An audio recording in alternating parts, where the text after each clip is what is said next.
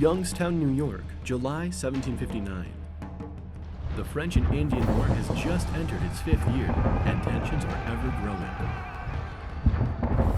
A combined force of 3,000 British soldiers and 945 Haudenosaunee warriors, commanded by Brigadier General John Prideaux, begin to stage an attack surrounding Fort Niagara.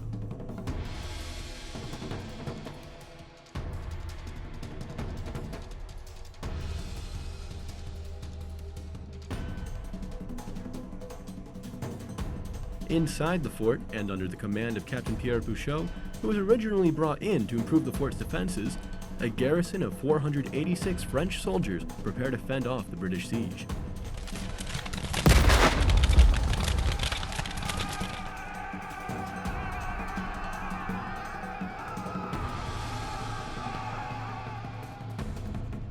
From the west, a French convoy attempts to resupply the encampment with food and munitions, but they are ambushed by the British, who inflict heavy casualties, forcing them to flee.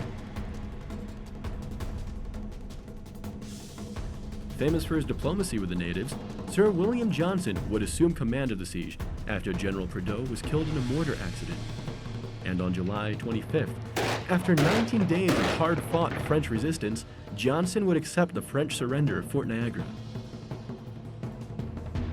How can one man's actions affect continental history? What secrets could be held within these heavily guarded stone walls? Could the fort even be haunted? What would British control of Fort Niagara mean for a slowly blossoming new nation? Find out tonight on Western New York Rediscovered.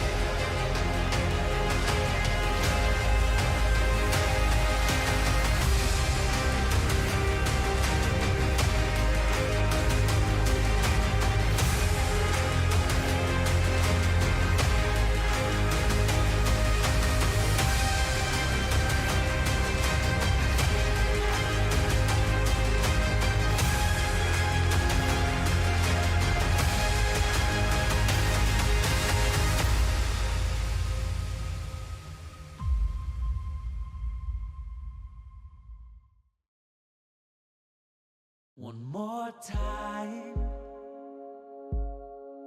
before you wake up in the wild. In your eyes, I see a flower slowly dying. Together with the Nature Conservancy, you have the power to make a difference. For unspoiled nature, for beautiful wildlife, and for people everywhere. Together, we can find a way to ensure that all life on Earth can thrive. Oh, in the wild, you're gonna make it. The moonlight is here to take you. Our natural world needs us now. Every day, we lose more lands, waters, and the wild species that depend on them. To learn more, visit nature.org today. I am studying to be a NICU nurse, to give back that same care that I received. I was born at 26 weeks and was in the NICU for 89 days. Having a support system like March of Dimes is it's needed, it's necessary. Improving maternal and infant health is as important today as it was then. Join me in making a difference in the lives of families everywhere. In Iraq, our truck hit a roadside bomb. I had about 16 surgeries on my hand so that I could regain function. And when I came home, I needed a new roof due to a storm. And I was about to lose homeowners insurance as well. I applied for Operation Homefront Critical Financial Assistance Program. And it's good to know that when we come home, there are people who are there that care about us. Operation Homefront, they've really been a blessing.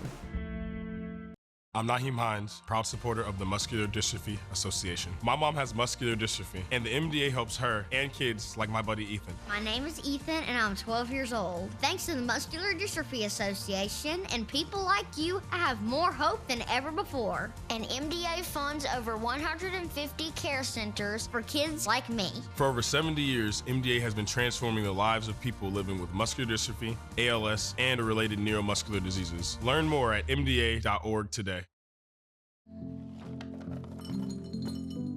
Kids across America are going to school hungry. Millions of kids every day. But one simple thing can help change all of this for a hungry child in America. Good, healthy food and the energy it brings. With help from caring people across America, No Kid Hungry is providing healthy meals and hope to hungry kids so they can build better futures. To learn more about ending child hunger in America, go to helpnokidhungry.org today. Sir William Johnson was born in Ireland in 1715 to a well-connected family. In 1738, Johnson was called upon by the Americans to manage his uncle's estate in the Mohawk Valley.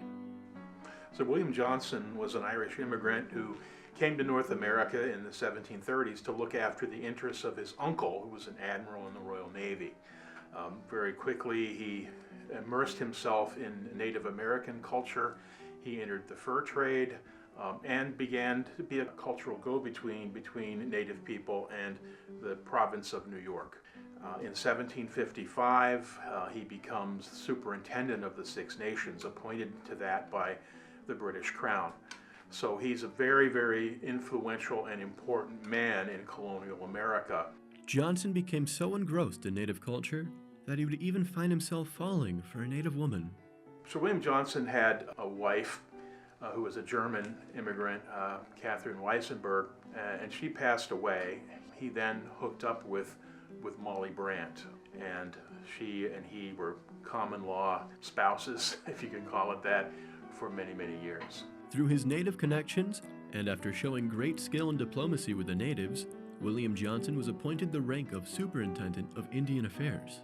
There was quite a bit of turmoil in relations between the Six Nations and the province of New York. Province of New York had Indian commissioners, and they were mostly men who were involved in the fur trade.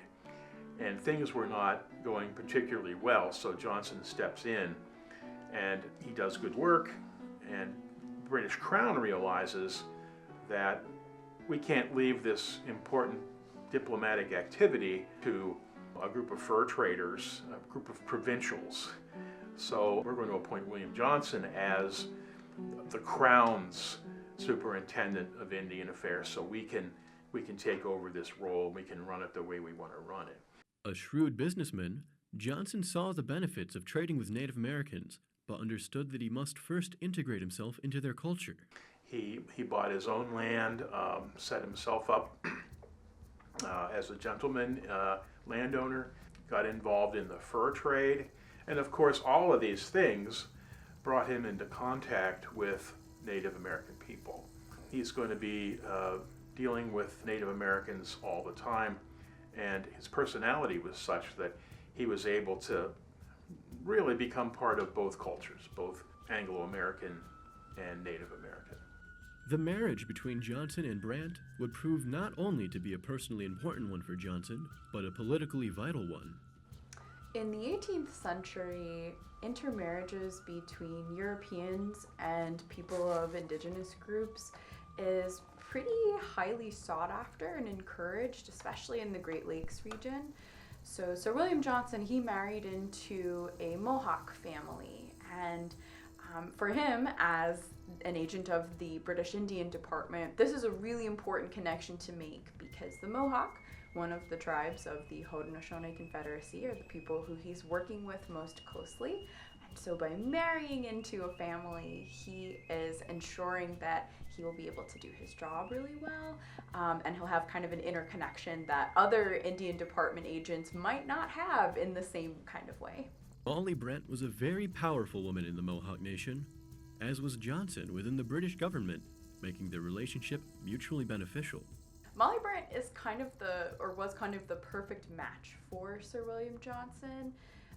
She was born sometime around 1736 near Fort Hunter. She was born to Mohawk parents, and her stepfather in particular was a really important figure in their local Mohawk community. And we know that when Molly was young, she accompanied him on diplomatic outreach. And so she was primed to become a diplomat or kind of an in-between person for the Mohawk and European groups. In Haudenosaunee culture, women hold immense amounts of political power. They have the ultimate final say in decisions for the community. And so for someone like Molly, who not only has lots of experience in diplomacy and diplomatic relations in general, but also as a woman, she holds an immense amount of power, both within her local Mohawk community and also within the broader Haudenosaunee Confederacy as well. The British forces are a constant threat at Fort Niagara, and the siege of 1759 isn't the only instance of British efforts to capture the fort.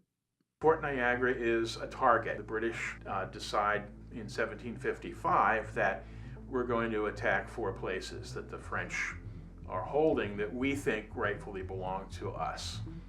And so there's an expedition organized against Fort Niagara, and they get about as far as Oswego, and the expedition stalls there. So they never do capture Fort Niagara. It's going to take them 4 more years until 1759 to do that. In the meantime, the French know that the British are coming for Fort Niagara. They're coming with artillery, and what's here then is this building with a wooden stockade around it. It's not going to withstand artillery cannonade. So they send out an army officer named Pierre Pouchot to refortify Fort Niagara. He builds these massive European-style earthen walls from the Niagara River over to Lake Ontario. He turns Fort Niagara into one of the best fortified posts in North America. Starting in the 1750s, the French begin to traverse the Great Lakes region, establishing French forts as they go. In 1753, the French actually mount a military expedition of a couple thousand soldiers, and they're going to come through Fort Niagara, and they're going to build forts in what's now northwestern Pennsylvania. One at Erie, Pennsylvania, called Fort de la Presqu'île, and they build another one south of that called Fort Le Boeuf. And their ultimate goal is going to be to go and occupy the forks of the Ohio, where Pittsburgh, Pennsylvania stands today. They accomplished that in 1754. So this Fort Niagara plays a really important role as a forward operating base for these armies that are traveling down to the Ohio Valley. And of course, that's what sparks the French and Indian War, this conflict over the forks of the Ohio. Coming up, we'll see how this promotion aided Sir William Johnson at the siege of Fort Niagara and dive deeper into the legends and history of the fort itself on Western New York Rediscovered. At the U.S. Center for Safe Sport, we see champions everywhere we look. In every sport, on every court, we're building a foundation to ensure all athletes are safe, supported, and strengthened. At the U.S. Center for Safe Sport, ending abuse is not just our job, it's our promise.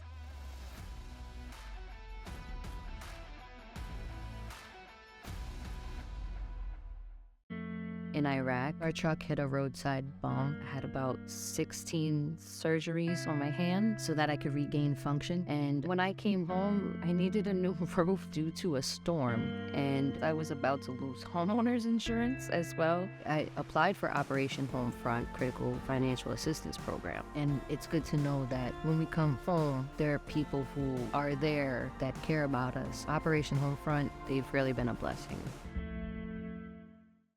I'm Naheem Hines, proud supporter of the Muscular Dystrophy Association. My mom has muscular dystrophy, and the MDA helps her and kids like my buddy Ethan. My name is Ethan, and I'm 12 years old. Thanks to the Muscular Dystrophy Association and people like you, I have more hope than ever before. And MDA funds over 150 care centers for kids like me. For over 70 years, MDA has been transforming the lives of people living with muscular dystrophy, ALS, and related neuromuscular diseases. Learn more at mda.org today. Join Save the Children and get fed up. Fed up with the lack of progress. Fed up with the injustice. Learn how you can get involved in the fight against childhood hunger at savethechildren.org/getfedup. Want to check out Old Fort Niagara for yourself and learn more about the fort's history? Go to www.oldfortniagara.org or scan the QR code on your screen for directions, ticket information, operating hours, and more. Welcome back to Western New York Rediscovered. From a strategic standpoint, the geographical placement of Fort Niagara makes it very easy to defend. The French came here and built this fort in 1726, and it was kind of remote from any of the British forts. The closest British fort was Fort Oswego, which is about 150 miles to the east. There are some skirmishes, minor skirmishes, as we described a little bit ago, but it's really in the years after the conclusion of King George's War that Fort Niagara begins to really get quite busy. The French are intent upon taking over the Ohio Valley. They're worried that English westward expansion is going to drive a wedge between their colonies in Canada and Louisiana. So they began to send troops and supplies and munitions through Fort Niagara into the Ohio Valley. The famous fort has been the topic of many a novel, legend, and scholarly work.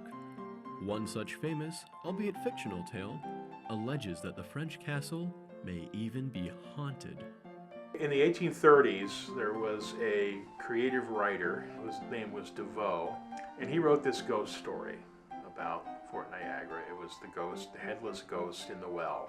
There's a well with drinking water in the vestibule of the castle, and according to this story, there were two French officers fighting over a Native American woman. And they started upstairs and they sword fought all the way down the stairs. They got to the bottom and one of them stumbled and fell. The other one lunged forward, took his sword and cut off the poor unfortunate prone man's head. So he has to get rid of the body. So he takes the head and he throws it out in the lake. And then he comes back for the body and he hears footsteps coming. And he stuffs the body down the well. And so the story goes that this headless ghost appears on nights of the full moon, groaning and looking for its head. The story is completely preposterous. It could not have happened. I don't know how you can have a sword fight down 2 flights of stairs in a building that's occupied by 50 people and no one hears it until the latter stages. Second thing is there's never been you dump a dead body down a drinking water well, it's going to show up pretty quickly when you drink the water, and there's no reference ever to that. So this was just pure fiction, but I think every school child in Western New York knows this story. The British feared that the natives' attitude towards themselves may sour with the change in leadership. After the British take over, you read the letters that were written back and forth between commandants here and the British commanders-in-chief.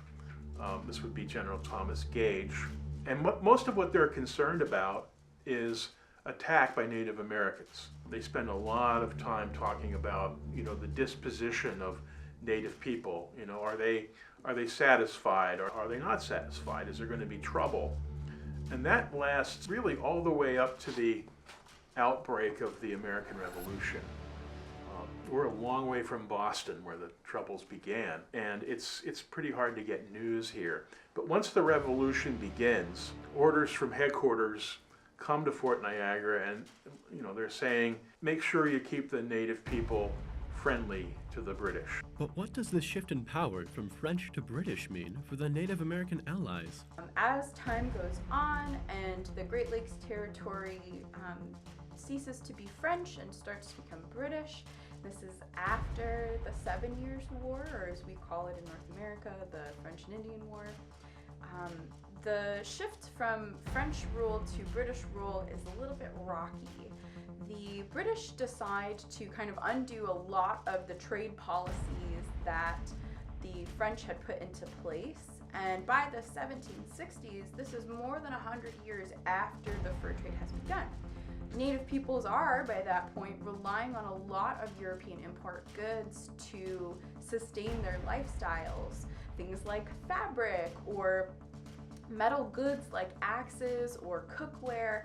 These are things that indigenous peoples need to survive, as well as things like weapons. Think about like the importance of having a musket. Not only to provide food for yourself and your community, but also to defend your community against people who might be waging war on you. While the British might have successfully defeated the French, their troubles were far from over, as the natives would not take kindly to these new trade policies. It starts out with an Odawa chief named Pontiac. He's near Fort Detroit, present-day Detroit, Michigan, and he sort of leads a cause by telling local native peoples they need us more than we need them. We outnumber them 100 to 1. We are the people who are providing the furs for this incredibly lucrative trade.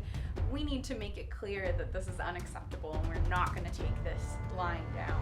With unrest in the colonies and the American Revolution just over a decade away, our old friend, Sir William Johnson, will attempt to bring a fair resolution to this conflict.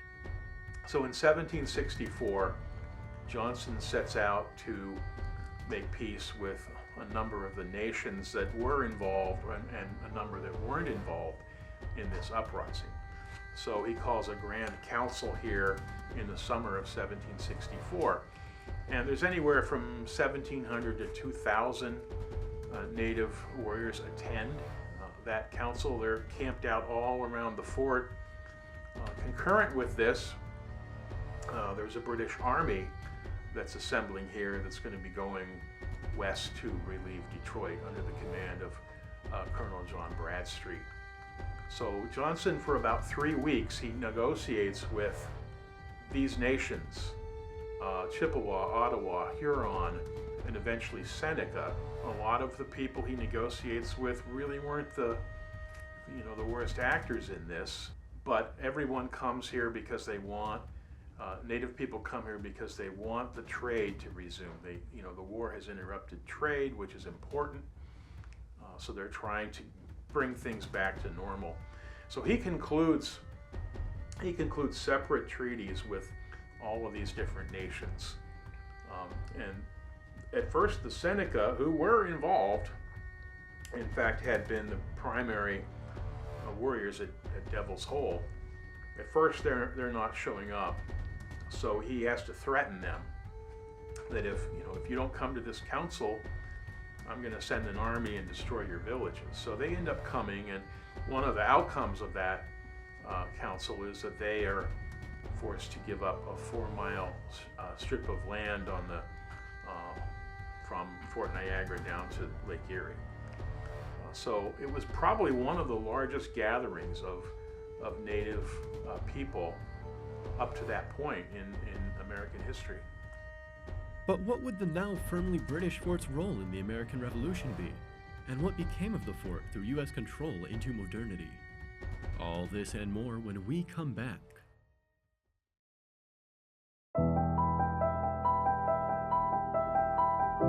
Hope, where are you hiding?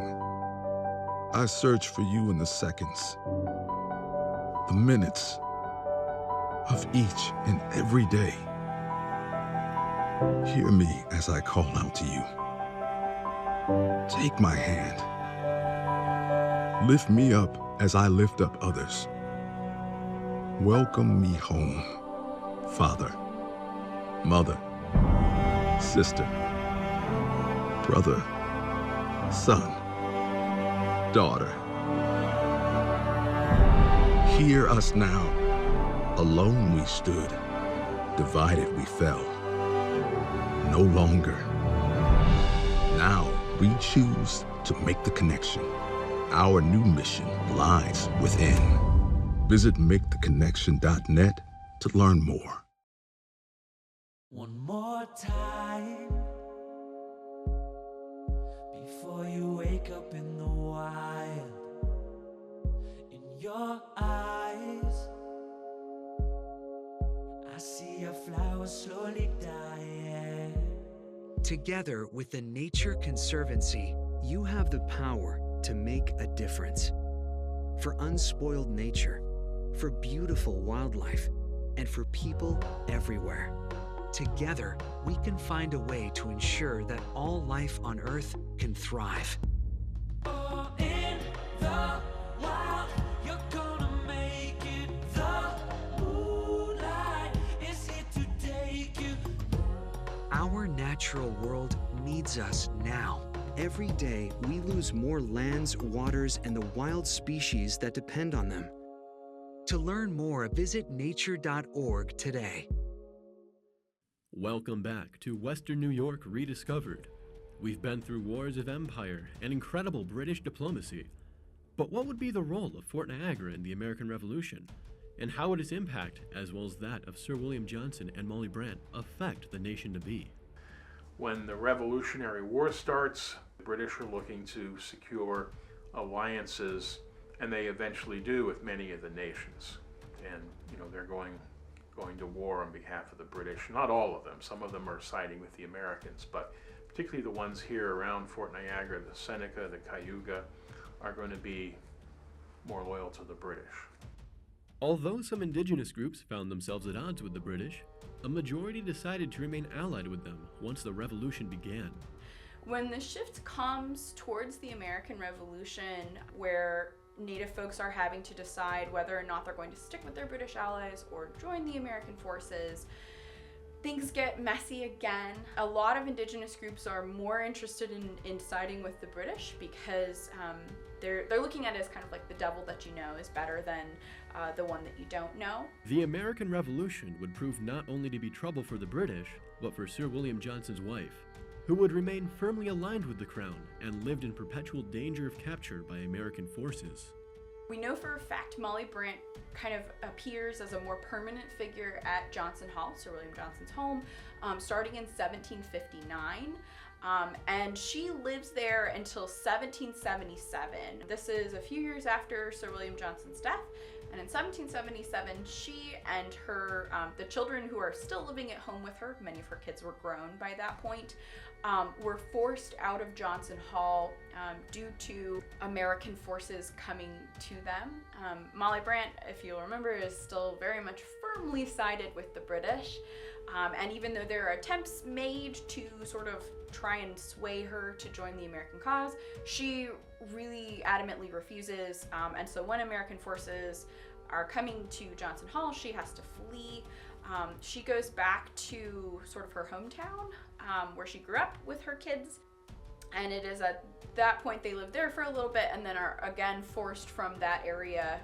And she comes to Fort Niagara around 1779, and she stays at Fort Niagara for a bit, but they force her to leave and go to Montreal because they want to keep her out of harm's way. While the fort is no longer in use by the military, there are still plenty of people here to tell the stories of this fort's role in colonial and American history. Today, we operate year-round. We welcome people from all over the world. We have a visitor center. We have the historic fort. We have living history programs. We have special events.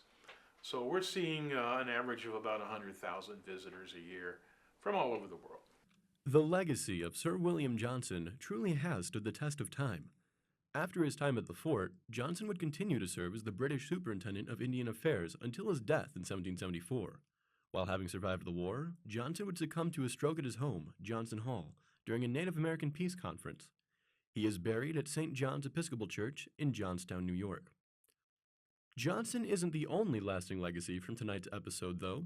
Fort Niagara would continue to be used for years after the siege. The fort would experience multiple shifts in control, French to British and British to American. The fort would serve as both a training station and active barracks until the last units were withdrawn in 1963. At this point, restoration on the fort has been occurring for nearly 30 years. Today, the fully restored fort stands as a reminder of the legacy of countless honorable men on both sides of the fight, including Sir William Johnson. Thank you for taking this journey through history with me tonight on Western New York Rediscovered.